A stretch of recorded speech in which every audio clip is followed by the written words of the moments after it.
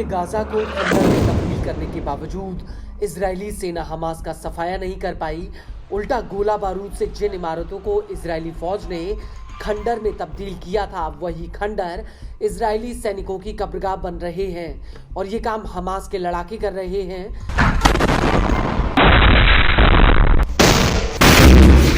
Gaza के अलग अलग इलाकों में हमास के लड़ाके गोरिल्ला स्टाइल, बूबी ट्रैप और घात लगाकर आईडीएफ के सैनिकों और टैंकों को उड़ा रहे हैं।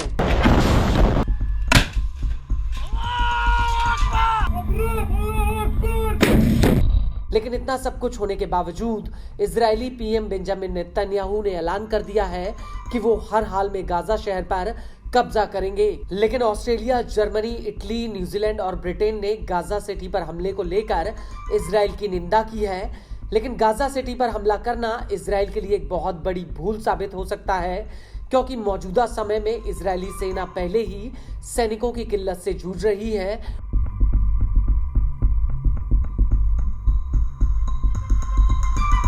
और अब गाजा शहर पर हमले के लिए आईडीएफ 80,000 से ज्यादा रिजर्व सैनिकों की लामबंदी का ऐलान करने जा रही है।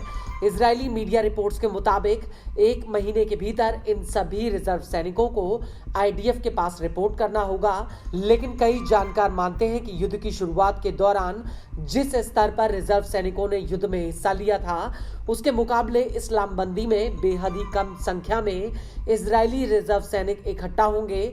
वहीं इसको लेकर इजरायल के रक्षा मंत्री इजराइल काट्स का कहना है कि गाजा सिटी पर हमले के लिए सामान्य ब्रिगेड अंदर की तरफ जाएगी, जिससे करीब 10 लाख लोगों की आबादी को वहां से बाहर किया जाएगा।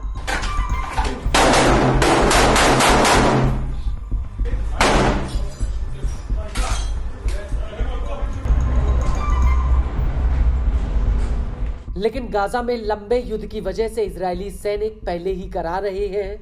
हाल ही में तेल अवीव यूनिवर्सिटी के नेशनल ट्रॉमा सेंटर ने अपनी एक रिपोर्ट में बताया था कि करीब 12% इजरायली रिजर्व सैनिक पोस्ट ट्रॉमा स्ट्रेस डिस्ट्रेस यानी पीटीएसडी से जूझ रहे हैं। आसान भाषा में इसको एक तरह का तनाव या डिप्रेशन कहा जाता है और इस बीमारी की वजह से कई इजरायली सैनिक लगातार आत्महत्या कर रहे हैं। सैकड़ों ऐसे सैनिक हैं जो अब फिर से गाजा में लौटना नहीं चाहते हैं। बता दें कि गाजा में युद्ध की शुरुआत से लेकर अब तक करीब 18,500 से ज्यादा सैनिक घायल हुए हैं। एक आंकड़े के मुताबिक 2028 तक इजरायली सेना में 1 लाख से ज्यादा सैनिक घायल होंगे।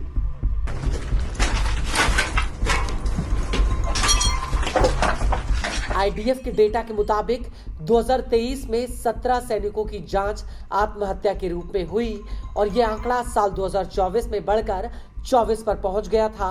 हालांकि अभी तक कितने सैनिकों ने आत्महत्या की है, इसको लेकर इजरायली सेना जनवरी 2026 में ही अंतिम आंकड़े जारी करेगी, जो सैन्य प्रोटोकॉल के तहत होंगे। हालांकि इजरायली मीडिया ने यह खबर दी है कि इस साल के पहले 6 महीनों में करीब 18 सैनिकों ने आत्महत्या की है।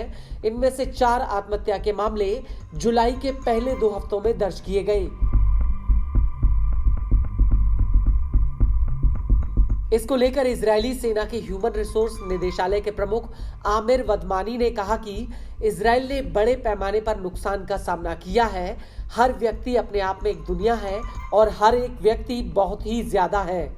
हमें मूल कारणों को दूर करने के लिए कदम उठाने चाहिए और इन दर्दनाक मामलों को कम करने के लिए हर संभव प्रयास करने चाहिए।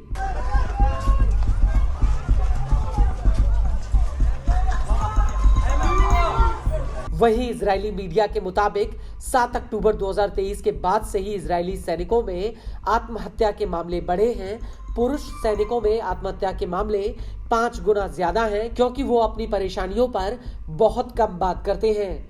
वहीं दूसरी तरफ इजरायली सेना भी अपने सैनिकों को मौत के मुंह से बचाने के लिए कोशिशें कर रही है। आईडीएफ ने सैनिकों को मानसिक सहायता दिए जाने के प्रयास और ज्यादा बढ़ा दिए हैं। आईडीएफ ने सैनिकों के लिए 24 घंटे और हफ्ते के 7 दिन इसके लिए हॉटलाइन शुरू की है, जो मानसिक रूप से पीड़ित सैनिकों की मदद के लिए चलाई गई है।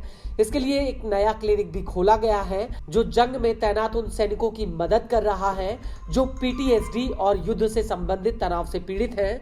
इजरायली सेना का कहना है कि उसने अपने कमांडरों को इस बात की ट्रेनिंग दी है कि वो शुरुआती चरणों में मानसिक तनाव के संकेतों का पता लगाएं और अगर कोई सैनिक इसमें पाया जाता है तो उसे तुरंत मदद पहुंचाएं।